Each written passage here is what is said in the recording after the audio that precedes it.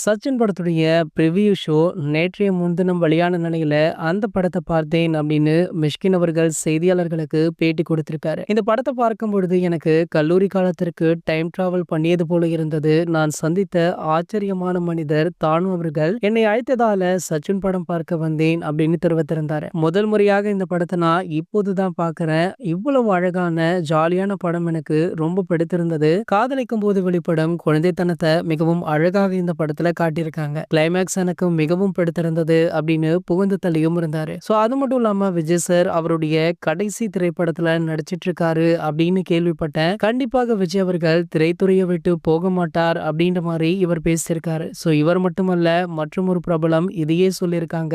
அதாவது நடிகையும் அதிர்ஷ்டருடைய மனைவியுமான ஷாலினி அவங்க தான் விஜய் சாரை பற்றி இப்படி சொல்லியிருக்காங்க. ஷாலினி அவங்க பாத்தீங்கன்னா ரீசெண்டாக அவங்களுடைய மகனை கூட்டிட்டு ஒரு ஃபுட்பால் மேட்சுக்கு போயிருக்காங்க.